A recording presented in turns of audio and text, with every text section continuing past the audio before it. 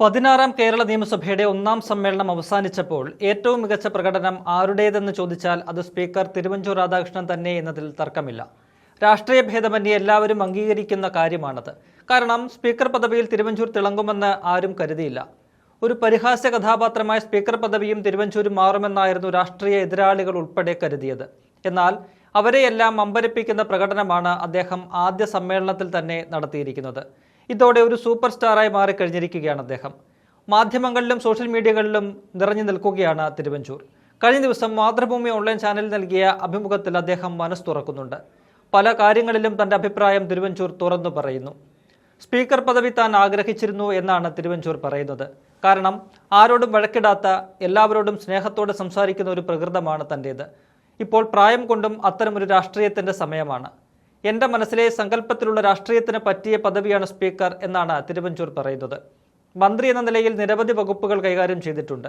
ഇത്തവണയും മന്ത്രിയായിരുന്നുവെങ്കിൽ അതൊരു ആവർത്തന വിരസത മാത്രമാകുമായിരുന്നു. എന്നാൽ സ്പീക്കർ പദവി പുതുമയുള്ള സ്ഥാനമാണ്. ഞാനിതിൽ സക്സസ് ആകുമോ എന്ന് പലരുടെയും മനസ്സിൽ സംശയം തോന്നിയിട്ടുണ്ടാകാം. സ്പീക്കർ പദവി ഇപ്പോൾ നന്നായി ആസ്വദിക്കുന്നു. സ്പീക്കറാണ് സഭയിലെ കേന്ദ്രബിന്ദു. സ്പീക്കറാണ് അവസാന വാക്ക്. എല്ലാവരെയും യോജിപ്പിച്ച് എല്ലാവരെയും കേട്ടുപോകേണ്ട സ്ഥാനമാണ്. അത് നന്നായി ചെയ്യാൻ കഴിയുന്നു എന്നാണ് വിശ്വാസം. പാർട്ടി ഏൽപ്പിക്കുന്ന ചുമതല കൃത്യമായി നിർവഹിക്കുക എന്നതാണ് തൻ്റെ ശൈലിയെന്നും അത് ചെയ്യുന്നുണ്ടെന്നും തിരുവഞ്ചൂർ പ്രതികരിക്കുന്നുണ്ട്. പ്രതിപക്ഷം ദുർബലരാണല്ലോ എന്ന ചോദ്യത്തിന് വളരെ പക്വമായ മറുപടിയാണ് സ്പീക്കർ നൽകിയത്. വേണമെങ്കിൽ ഒരു കോൺഗ്രസ്സുകാരനായി അദ്ദേഹത്തിന് ആ ചോദ്യത്തിന് മറുപടി പറയാം. എന്നാൽ അദ്ദേഹം പഴയ കാലത്തെ കോൺഗ്രസിൻ്റെ അവസ്ഥ ഓർമ്മിപ്പിച്ചാണ് പ്രതികരിച്ചത്. 1967 കെ കരുണാകരൻ 9 അംഗങ്ങളുമായി പ്രതിപക്ഷത്തിരുന്നില്ലേ? അന്ന് വളരെ ശുഷ്കമായിരുന്നു പ്രതിപക്ഷം. ഇത്തവണ പ്രതിപക്ഷത്ത് പുതിയ അംഗങ്ങൾ കൂടുതലാണ്. ആദ്യ സമ്മേളനമല്ലേ, അവർക്ക് കാര്യങ്ങൾ പഠിച്ചെടുക്കാൻ സമയം വേണം. അവർ ശക്തമായ പ്രതിപക്ഷമാകുമെന്ന പ്രതീക്ഷയും സ്പീക്കർ പങ്കുവയ്ക്കുന്നുണ്ട്. പിണറായി വിജയൻ ദുർബലനായ പ്രതിപക്ഷ നേതാവല്ലേ എന്ന ചോദ്യത്തെ അദ്ദേഹം തള്ളിക്കളയുകയാണ്. അദ്ദേഹത്തിൻ്റെ വാക്കുകൾ വളരെ പ്രസക്തമാണ്. എല്ലാവരും പ്രായമാകില്ലേ? പ്രായം ചെല്ലുമ്പോൾ പക്വത വർദ്ധിക്കും. അപ്പോൾ എപ്പോഴും എടുത്തുചാടി സ്പ്രിംഗ് ആക്ഷനിൽ ഇരിക്കേണ്ട കാര്യമില്ലല്ലോ. അതിനെ അവരുടെ അവശതയായിട്ടോ വയ്യാഴികയായിട്ടോ ചിത്രീകരിക്കേണ്ട കാര്യമില്ല. പിണറായി പറയേണ്ട സമയത്ത് കാര്യങ്ങൾ പറയും. അദ്ദേഹത്തിനുള്ള ഒരു പ്രത്യേക ഗുണം പറയേണ്ടത് ഷാർപ്പായിട്ട് പറയും എന്നതാണ്. സഭയിൽ KN ബാലഗോപാൽ പ്രതിപക്ഷ നേതാവിനോട് പ്രതികരിക്കാൻ ക്ഷോഭിച്ച് പറഞ്ഞത് ശരിയായില്ല എന്ന പക്ഷക്കാരനാണ് സ്പീക്കർ. ബാലഗോപാലല്ല, ആരായാലും അങ്ങനെ പറയിപ്പിക്കുന്നത് ശരിയല്ല എന്ന് തിരുവഞ്ചൂർ വ്യക്തമാക്കുന്നു.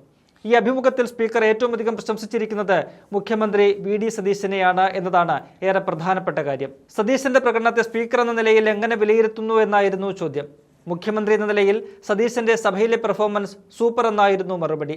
പ്രതിപക്ഷത്തിരിക്കുമ്പോൾ നന്നായി ആഞ്ഞടിക്കാം, എന്നാൽ ഭരണപക്ഷത്തിരിക്കുമ്പോൾ പ്രത്യേകിച്ച് മുഖ്യമന്ത്രിക്ക് അങ്ങനെ പറ്റില്ല. പരിമിതികളുണ്ട്, ഉത്തരവാദിത്തം വർദ്ധിക്കുകയും ചെയ്യും. അതിനെയെല്ലാം മറികടന്ന് മികച്ച പ്രകടനമാണ് സതീശൻ നടത്തുന്നത്. അദ്ദേഹം ഇത്രയും നല്ല പെർഫോമൻസ് നടത്തുമെന്ന് താൻ കരുതിയില്ല. സൂപ്പർ പെർഫോമൻസ് നടത്തുമെന്ന് ആദ്യം പ്രതീക്ഷ തനിക്ക് ഉണ്ടായിരുന്നില്ല. കുറിക്കുകൊള്ളുന്ന പ്രകടനമാണ് സതീശൻ്റേതെന്ന് പറഞ്ഞ് അദ്ദേഹത്തെ അഭിനന്ദിക്കുകയും ചെയ്യുന്നുണ്ട് സ്പീക്കർ. സതീശനെ താൻ അണ്ടർ എസ്റ്റിമേറ്റ് ചെയ്തിരുന്നു എന്നാണ് സ്പീക്കർ പറഞ്ഞതിൻ്റെ ചുരുക്കം. പക്ഷേ തന്നെക്കുറിച്ചുള്ള അഭിപ്രായം സതീശൻ പ്രവൃത്തിയിലൂടെ തിരുത്തിച്ചു. അവിടെയാണ് ഒരു രാഷ്ട്രീയ നേതാവിൻ്റെ വിജയം. അതുതന്നെയാണ് സ്പീക്കറുടെ കാര്യത്തിലും സംഭവിച്ചിരിക്കുന്നത്. എല്ലാവരും സ്പീക്കറെ അണ്ടർ എസ്റ്റിമേറ്റ് ചെയ്തു. എന്നാൽ കിടിലൻ പെർഫോമൻസിലൂടെ കേരളത്തിൻ്റെ ഒന്നാകെ അഭിപ്രായത്തെ മാറ്റിമറിച്ചു കളഞ്ഞു തിരുവഞ്ചൂർ.